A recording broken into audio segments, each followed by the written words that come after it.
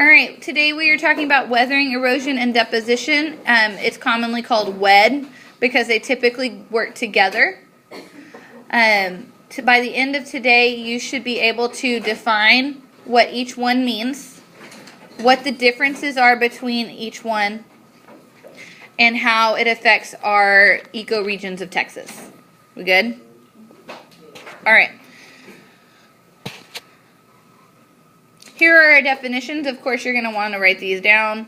So weathering wears down the Earth's surface. Erosion moves the Earth's surface between the weathering and deposition phases. And then deposition is the buildup of the Earth's surface. Okay? Is weathering always done the same way? No. So someone raise their hand and give me some examples of weathering that you can remember from 5th grade. Isaiah, you need to get something out and write. Who can raise their hand and give me an example of weathering? Yes. Rain falls. Yeah. When rain falls and what? And like whenever dirt falls into the earth. Yeah. So let's say we erect a statue. Who would we want to make a statue to? Maybe if we made a statue to Jason, okay, and we had a statue built. Jason, what kind of material would you want your statue made out of? Gold. Okay, that would get stolen. Let's pick something less valuable. Marble. He wants a marble statue of him. So let's say we put it right outside my door. In about 500 years, is that going to look the same? No, because it's going to rain, it's going to have wind, is it going to be bigger or smaller? Smaller, and that is due to weathering, okay? Erosion is the moving of Earth's sediments, okay? Here's the thing. Tomorrow when we do our snaps for learning, erosion is going to be the hardest one for you to find because you have to find something that's moving. Okay? So tomorrow the erosion one is going to be your hardest. So we may just have to have an example of something that was eroded, but that's not actively eroding. Does that make sense? And then deposition is the buildup of the Earth's surface somewhere. Okay? What is a common landform that you know that is an example of deposition? It sounds really similar to that word. Yes? It's like deposit or something like that at the end of a river. Okay, what's that called? What's the deposit at the end of a river called? Yes, Lyric. A delta. Now, let's say I took money, or I had money. Let's pretend I have money. And I say I'm going to go deposit it in the bank. So, if this is my money right here, okay, I have 4 monies, right? Yes. I have 4 monies, and I go put them in. Why are you laughing? 4 monies. Monies! Alright. Well, I would hope I'd have more than $4. Okay, I have 4 amounts of money. $400. No, just say 4 monies. Yeah, I like your money. 4 monies. Keep it at that. The recording is going so well. So I have 4 amounts of money to go. Right now I have 4, and then I go put it in the bank, right? Yes. So me having it would be like weathering. Me taking it to the bank would be like erosion, and me leaving it at the bank would be like deposition. And Right? The bank is the delta? And the bank is the deposit space. Yes, like a delta. Okay. I love delta. Y'all got me off task there. All right. Let's keep moving. You're going to need to draw this in your journal because weathering, erosion, and deposition, they all work together and they all work in a cycle. So it doesn't matter where... Jason, do you need to go get some water? Yeah. So it doesn't matter what part you find it in. So let's say tomorrow you're going outside and you find something that's in the erosion phase. Well, you're also, if you follow that erosion phase, you're going to find deposition and weathering as well. So it's kind of like the 3 amigos. You can't have one without the other, really.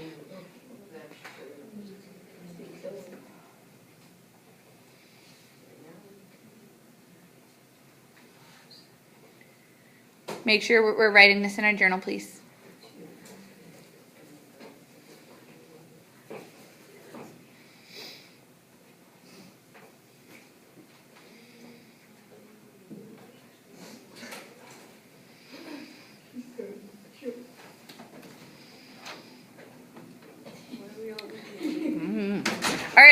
remember it's still on Google Classroom if you weren't done drawing that. We're going to go on to weathering. So weathering, the definition is the breaking down or wearing away of earth material into smaller pieces. This must occur before erosion and no movement is involved. Okay? Another vocab word, sediments, you're going to need to know this one, is naturally occurring materials that is broken down by the process of weathering into smaller pieces of rock. So, in this picture, what part is the sediments? The little piece of rock. The little pieces. This right here is the example of sediments. Okay? You need to write down both of those definitions. Now, sediments can be larger like this, but they can also be very, very small, right? So sometimes it can be so small that you almost can't see it. So how many of y'all have ever had this happen to you? You're outside, you've got a water glass, and then all of a sudden you get to the end of your water glass and you're like, oh, there's like a dirt at the bottom of that, right? Wow. That was, I know. Hey, wow. So that little piece of dirt can be a sediment as well. And in fact, it is a sediment of something around, okay? So weathering always has to happen before erosion because you can't move something that's not broken down, right? Now, can a sediment be very large? Yes. So let's say there's a flood somewhere and there's a big rock. And the rock gets broken in half, but it's still a big rock even in half. Can that big half of the rock get moved? Yes, and would that still be considered a sediment? Yes, because it's gotten smaller. Okay? Remember, this is still on Google Classroom, so if at all I'm going too fast for you, you can still write these definitions down as we go. Now, there are two types of weathering, physical weathering, and physical weathering can also be called mechanical weathering. And then we also have, what's the other type of weathering? Does anyone remember? Yes, chemical. So, the definition of physical weathering is the breakdown of rocks into smaller pieces. Okay, this is done through wind, flowing water, ice, gravity, animals and plants, and temperature change. I personally find the ones that are super interesting are the temperature change ones because they tend to have the biggest effect. So, for example, how many of y'all have ever heard, now this is a real life thing, how many of you have ever gone outside and your parents' windshield is frozen over? Okay. I parked my car in a garage, but when I didn't have a garage, I used to have this happen to me all the time. I would go out and it would be frozen over. I thought that it would be a good idea to take hot water and throw it on there because that makes ice melt, right? What happened to my windshield? It broke. Because the windshield was broken and an extreme change in temperature caused the windshield to break. Now, that would have been a lot funnier if that had happened not to my friend's car because I was driving my friend's car. Okay? So, lesson learned. Granted, I was also like 16, so I didn't know any better. But it was one of the, what? Is she still your friend? Oh, yeah. It was one of those, she was the one who told me to go do it. So it wasn't like I did something that like, oh, I'm just being dumb. She told me to go do it. And so her dad wasn't super excited. But, I mean. You weren't in Texas, were you? I was.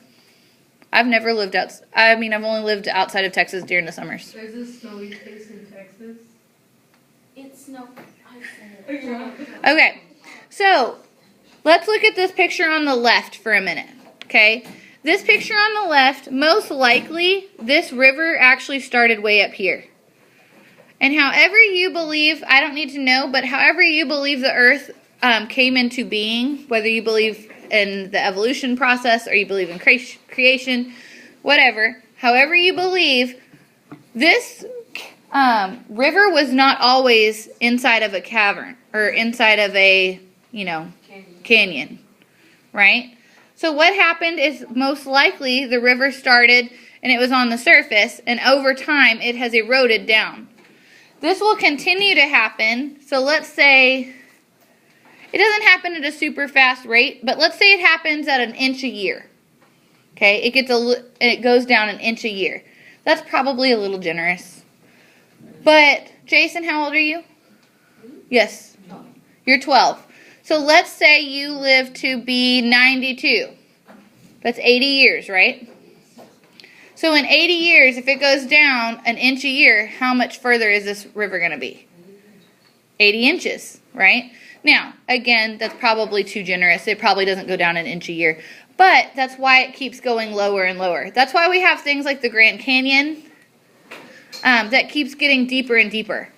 So it's really funny because if you went to the Grand Canyon, my grandmother went to the Grand Canyon, and it said, here's the depth of the Grand Canyon. Well, a few years ago, I went to go take a picture with that same sign, and the sign had changed because it's actually deeper now.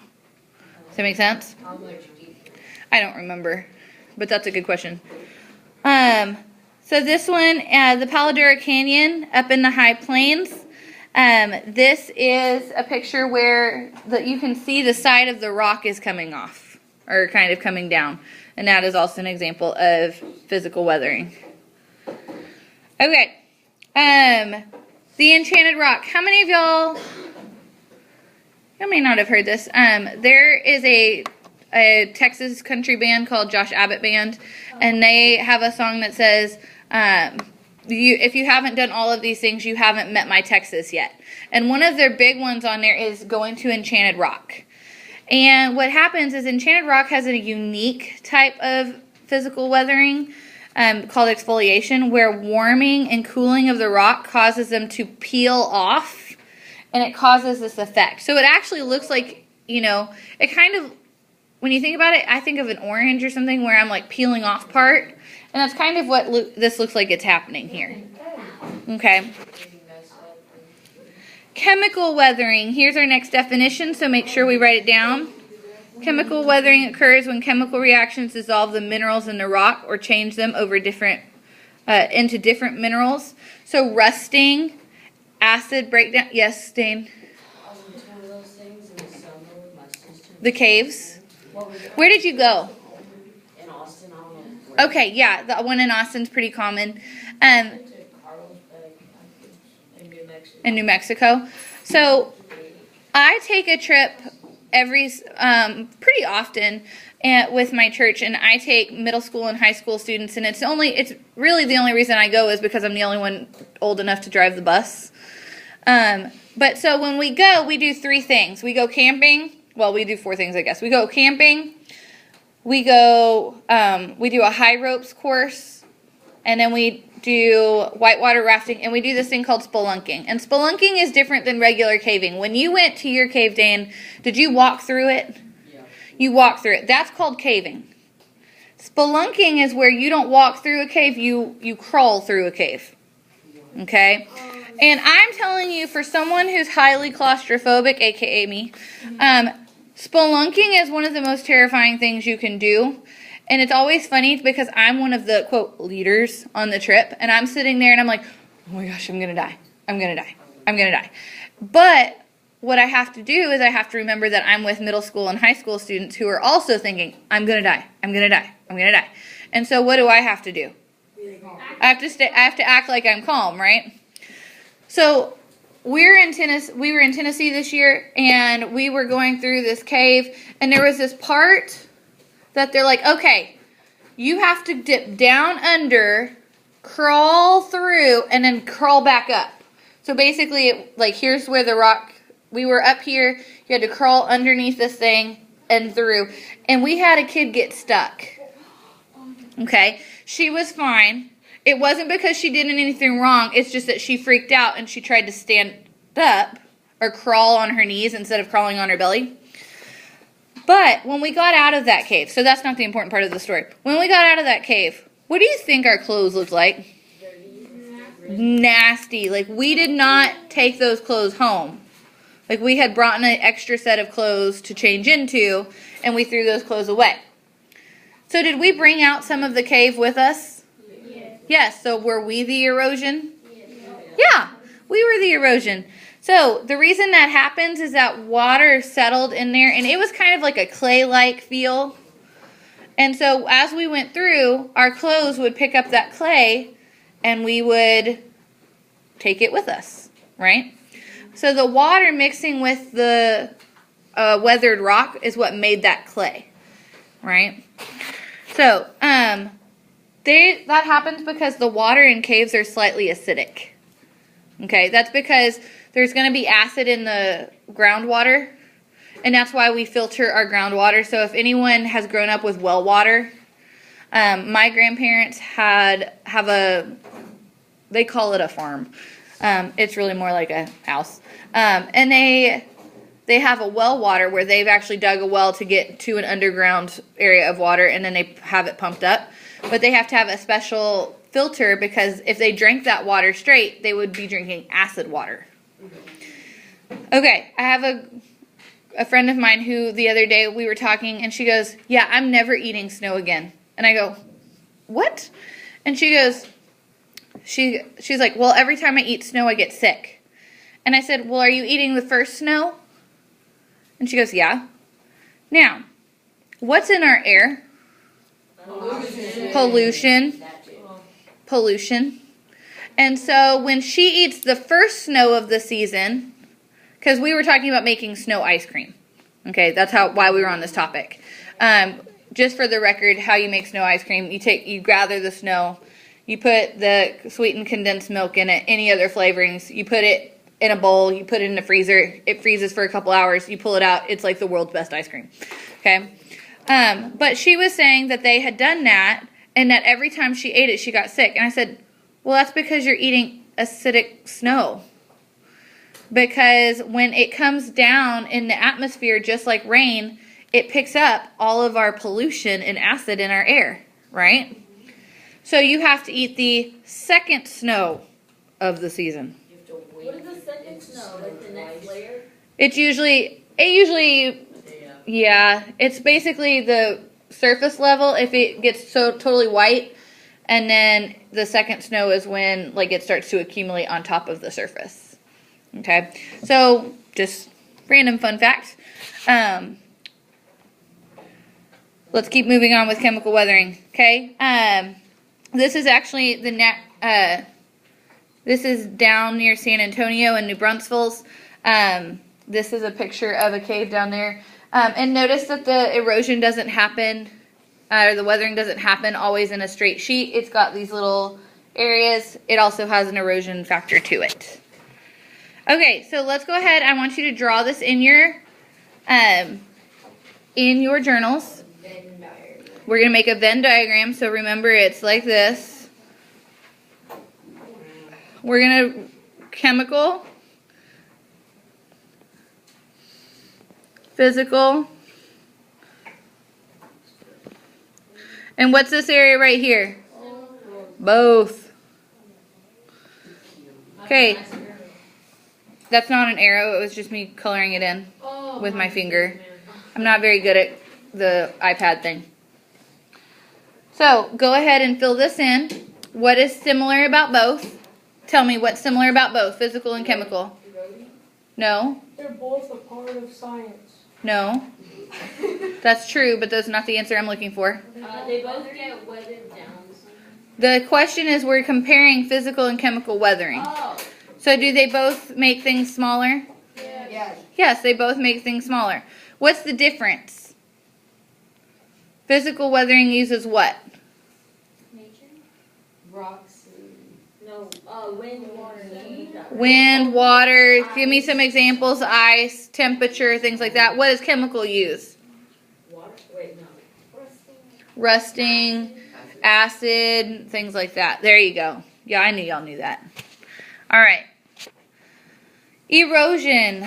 Okay, here's our definition of erosion. Is the movement of weathered earth materials by moving water, wind, gravity, or ice. How many of y'all have ever been somewhere where it's sandy and all of a sudden the wind picks up and it like hits either your face or gets in your eye or something? Does the sand hitting you feel nice? No. No, it hurts. Okay, the erosion is that sand moving or something like that. Some examples is called wave action. Actually, next week we will be doing some stations where you'll get to create a beach and a wave, and you'll get to actually be the one that causes the beach to erode away. Sandstorms, running water, gravity. That's all you need to know. Okay. Erosion, ice doesn't cause erosion. It causes weathering, usually. Okay, now here's a picture from 2008, or several pictures of 2008. It shows you the aftermath of a hurricane that hit Galveston. Okay. What I want you to see in these second two pictures, because this is a big one, most people focus on like, oh my gosh, there was a building there and now there's not. But what you need to notice is that this took out even the grass. Okay, and what we usually do to prevent erosion is we plant things because the roots help us to keep erosion from happening. So if y'all noticed at the beginning of our school year, around our pond didn't have any grass. And what we were having is that since it rained so much this year, all that dirt was getting into our pond. Well, our pond helps generate our electricity for our school. Mm-hmm. Y'all have like a hydropower. We have a hydropower in there. And so we have to we need our pond to be on, basically. But so much of the dirt was getting in it that it was kind of messing with that system. That's why the internet wasn't working that time ago. Yep, several of those reasons. So our simple solution was, let's go plant some grass in there. And now that's why we have grass around the outside. Right? And so that helps with our erosion problem. Yes, sir? Why is there an arrow pointed at that? It's to show you that that the roof has caved in. So from that top picture to the bottom, notice it's a point at the top and it's flat at the bottom. Yes? You know somebody does like this huge like power plant thing under us that the water's going through? Not underneath us, no. There's a generator in the pond. That's why you've not noticed, unless it's off, the pond is always moving. Oh, is there like That's yesterday I saw like bubbling like that. I don't know if you're supposed to see bubbling, but And then like the grass, there's like rocks and then you can see it like flowing. That's why it was on the card. okay, we're gonna keep moving on. Okay, the Trinity River. The Trinity River runs through Fort Worth. And this is really interesting to me. It's been over a few years. TCU, the Trinity River runs through TCU. And they used to, for their homecoming, dye the river purple. Every homecoming, because their colors are purple and white.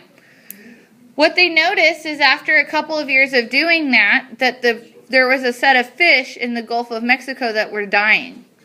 And they didn't realize that it was because of the dye. What they also noticed is that the Trinity River started eroding at a much faster rate. And it was also due to the dye. And so what they had to do is they had to make it to where TCU couldn't, I don't know if they use a different dye now. I haven't seen it in a while. So I don't know if they just don't dye the river anymore or if they started dyeing it differently in a more natural way. But the Trinity River every year gets deeper and deeper. Yes, sir. So like how fast? Because you said it's like generous and it would be an inch earlier for the Grand Canyon. I don't know for this, if I'm being honest with you. I don't know how much this would erode a year. I'm sorry. I know, your look of disappointment is strong. So, let's just keep moving on. This is in New Zealand. This is an example of a glacier erosion. Although all erosions are dangerous, these are extremely dangerous because it buries whatever it has covered, okay, wherever it deposits. Why do we care about erosion? Human activities such as constructions can increase the rate of erosion 200 to even 2,000 times faster. So, for example, where you will notice, and most of y'all will probably head over there tomorrow, there's an area of land where we planted grass, but it hasn't grown yet. And so it's still eroding at a very quick rate. Versus over here where the grass took, it's eroding at a slower rate. So we have to be, as humans, we have to be not self-conscious, but conscious of the effects that we're having, because we don't want to disturb our ecosystems any longer than we have to. Also, the erosion, if we erode all of our good topsoil away, we either have to come in and we have to replace it, or we're going to suffer from having low growth rates for a very long time because there's no nutrients in the soil. Okay. So let's look at this picture. How does weathering, erosion, and deposition impact each side of the hill? Well, we've talked about how if you have plants, the roots help the erosion to slow down. So which side is this house most likely going to fall down faster? Left. Yeah, the left, sorry. The left, because there's less friction, there's less there to keep it from eroding. Okay. So here are some of the possible problems that we could face with that house. So would it be wise to, if you had a thing like this, would you have to come in and probably build extra supports? This is why those houses that get built up on hills, the house itself might be expensive, but what is really expensive to build is the support so that the house doesn't fall down the hill. Okay, so some people who have houses on hills, like up in California and things like that, have y'all ever seen pictures of those type houses? Where it's like, it'll be house, a little bit of land, and then like ocean. Oh, Like those type of houses. lake houses? Ocean houses. They usually spend probably about at least $1 million putting in some sort of support to make sure that the ground does not erode away. Okay. And then on the other side, the soil is in place. There's less cleanup, minimum erosion, and protection to the house foundation. I've told you many, many times that I have a house in Denton proper, and I live in a very old neighborhood, meaning the houses are old, the neighbors are old. We're some of the youngest people in the neighborhood, and my old lady next door neighbor is super excited to have a baby in the neighborhood until she realizes like he'll probably cry all the time.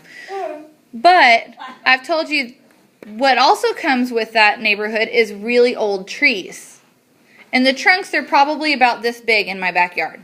Okay, so they're substantial. If I have large trees, what do I not have?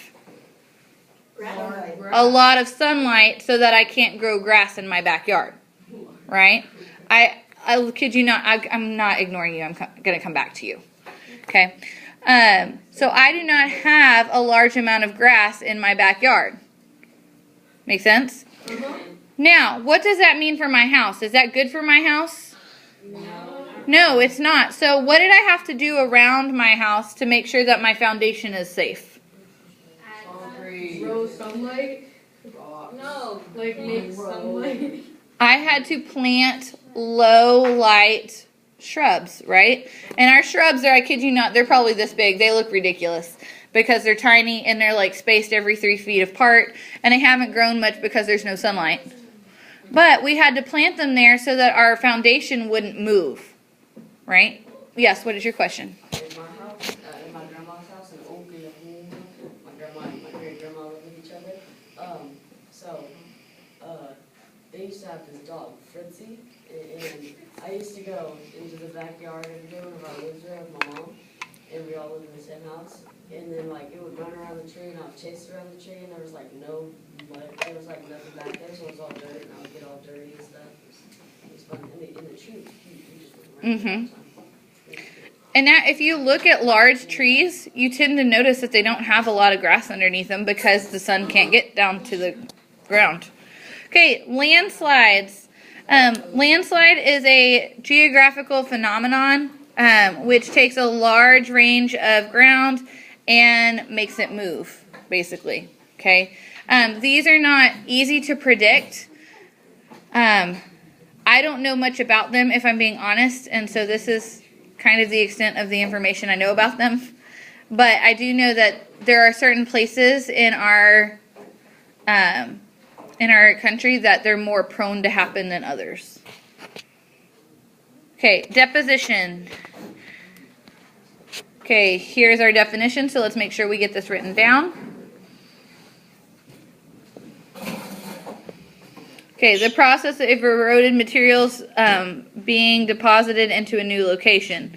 Also, you need to remember this word delta has come up again. Yes? So are avalanches like landslides? No. They're We're- more to do with snow, right? Yes, we're not going to talk about avalanches. Okay. The delta is where sediment is deposited into, where a river flows into an ocean or a lake that makes a landform. Okay. So make sure that we have that definition and that we understand what a delta is. We keep moving on. These are an area in Texas. These kind of wind sculpts, they're gentle whirls of the limestones. So this is actually something that has been created over time through deposition. And then because of the way the limestone does, it hardens this way. Okay, Red River. Do we all know Red River? It's the Oklahoma. it divides Oklahoma and Texas. Okay, it carries sediments and drops it off along the way. It most likely, almost all rivers change paths every few thousand years. And so most likely our Oklahoma-Texas Red River does not look the same as it would have 1,000 years ago. Now, it may not be significantly changed paths, but it does do that. This is also a picture of the Rio Grande down in South Texas, and it is also an example of deposition as well. Me and my family, we know how to get into it's kind of gated off, but we go in there every year when we go into To the Rio Grande? No, to the Red River. To the Red River? And we go and we play on the Red River. I'm sorry, I couldn't hear you. Say it one more time. And we play in the Red River. Mhm. But then during the fall, it's clay and stuff. Yep. And there's no water. It's just mud. Yeah. Gross. Yeah. Are there any questions about weathering, erosion, or deposition? Yes. Isn't that trespassing? No, Yeah. We have to cut it open with pliers again.